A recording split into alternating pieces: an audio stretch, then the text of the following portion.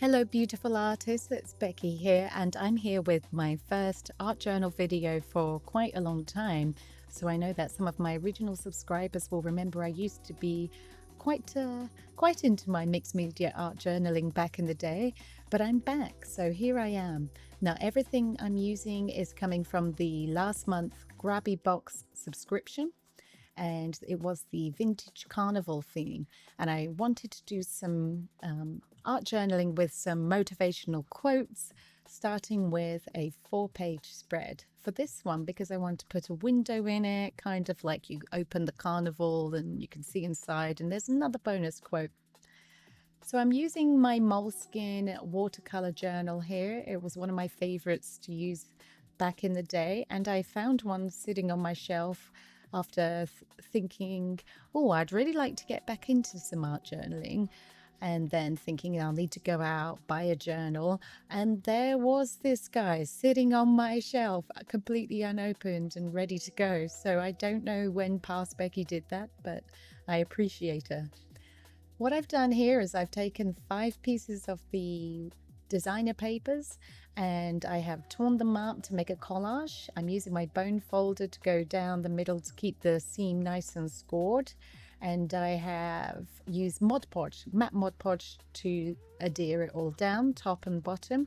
And now I'm just using a nice thin watered down coat of golden fluid acrylic paint in titanium white, and this is just to knock everything back and to give it a nice flat look, if you like. It's kind of knocking it back into the background without losing any of the details of those beautiful papers. Giving it a little wipe down on any areas that are a little bit too dark, and then I go in with my Pitt pens.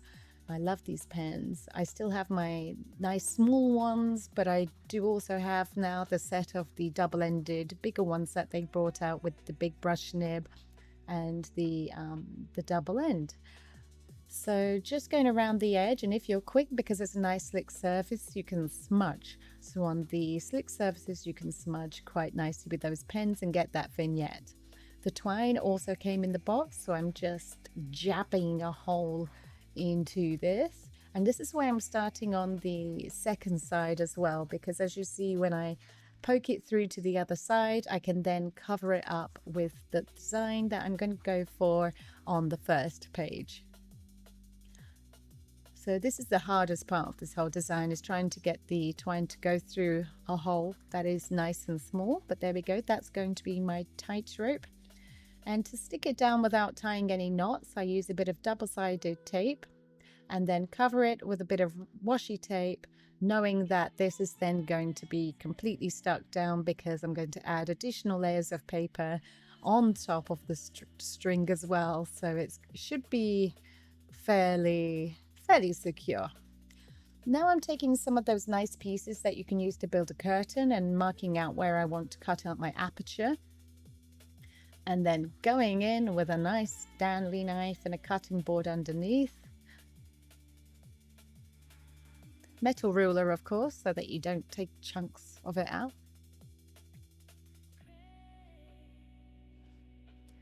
And then once that's done, I can start collaging on this page as well.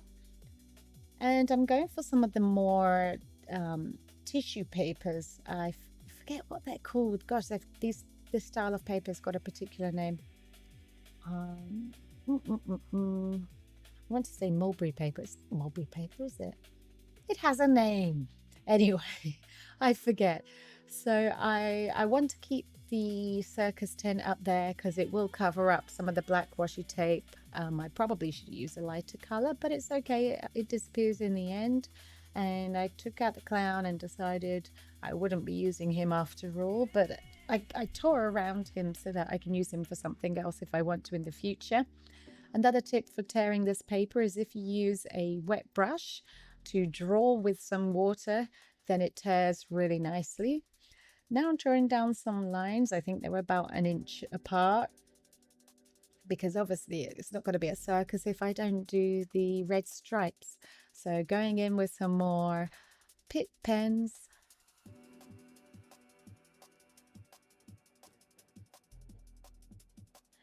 And you can see how nice and translucent they are. So they go over these kind of surfaces really well. And then once they're dried, they are completely permanent. As always, I keep links for anything that's a main character of my videos. I put in the description below to help you find them so that you can play along as well. Now, I tried going over with these pens on these die cut pieces, but I did later find out that they actually did better once they're stuck down and I've Mod Podged over the top. It was just a little bit too much of a slick surface. So if you do want to add your pip pens on top of those pieces, on the edges they work really well because that's obviously raw paper, but my advice is to have it stuck down and Mod Podge over it first. Busting out the Paul Rubens watercolor palette here just to do a bit of a night sky, nice and easy, because even though I'm covering this paper up, it is very nice watercolor paper. So I do want to kind of hybridize my mixed media in this and use opportunities to use the paper as well. More papers from the box itself. So this is a nice vintage newspaper one to give me a bit of a ground. And then I'm ready to stick all these nice pieces down. And again, this is with the Mod Podge.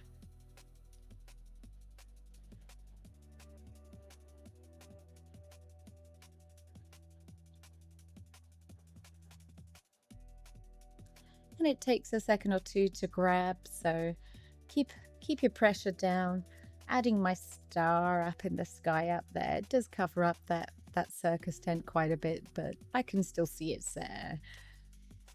But hopefully this is making sense now, how I wanted to have that aperture. Here come the stars, a bit more of that white acrylic paint, and then more pip pen to give me a nice aged vignette. And you can see how it doesn't smudge as well on the watercolor side of things, but if I had Mod Podged over that, I could have got that nice smudging, but then I did quite like the difference of textures anyway, so I was okay with that. Going all the way around the edges and then around my pieces. Now this is a really nice trick that I like to give fake shadows to items that I've stuck down. It gives it more dimension. And then I'll also go down in between the red lines, unless I did that already. So I'm just coloring down the back of the pieces as well. At that point, I wasn't sure how much of that would be shown on the other side. So I just wanted to make sure that was covered up, ready for whatever I do to finish. And then I did find an exactly matching pair of curtains. I didn't find a matching one for the top in my box, or I'm not looking hard enough, but I like that it was different on the inside anyway on that top drape. But it all still comes together, so it's quite nice. Coloring that bottom end so that anything that sticks out isn't just stark white.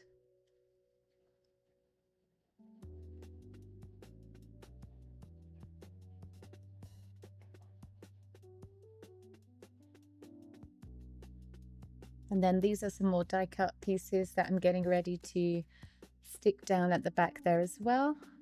And now you can see I've been getting all my pieces. These are all different bits of ephemera from the box. So a nice little popcorn cart, lots of tickets. I did do an unboxing video of this, so feel free to have a look and see how packed it was, because there was a lot of goodies in there. I've been subscribed to them all year, and I'm definitely finding that they're very generous. And here's how I wanted to arrange the pieces on the inside. And the lady, I keep her off to the side because I want her to be a surprise. So you can see the tickets peeking through, but it's not until you open it that you see that she's there. More shadow work, so just drawing a line and smudging it out. Such a simple technique, but it adds so much dimension to any work like this. And again, this is where I found that having the Mod Podge on top of the curtains helped it smudge a bit better anyway and stick a little easier. I was having a little bit too much difficulty drying on that surface until I had done that.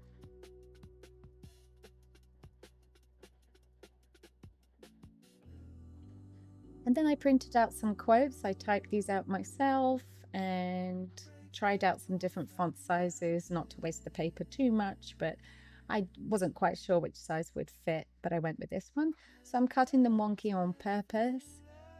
This first quote, she stood in an empty ring and chose to sparkle anyway.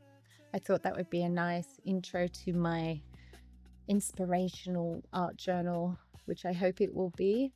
Sticking it down, got to be gentle with the Mod Podge on an inkjet printing because it does want to smear the paper, but it lent into my distress look anyway. Here I was umming and ahhing on where to place this, but it's going to say, life is a tightrope, balance with wonder. And I love that. So down it goes, and I wanted to put it wonky again, either side of that tightrope.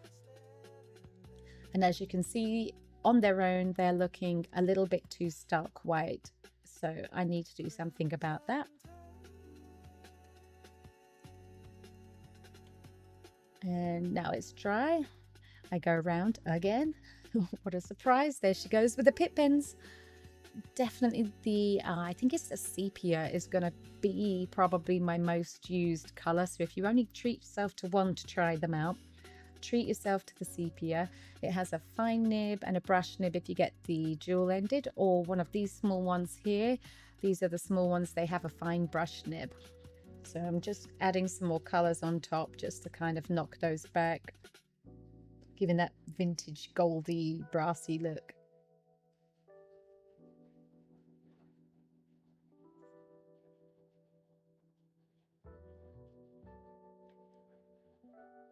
And then white Posca pen. So just outlining with a couple of lines, nothing too careful, just keeping it sketchy, just keeping it, you know, raw. A couple of white highlights here and there, adding a little bit of sparkle to the stars. And what do you think? I hope you enjoyed that and it inspires you. If you haven't liked and subscribed, I'd obviously be very grateful for you to join me on this journey.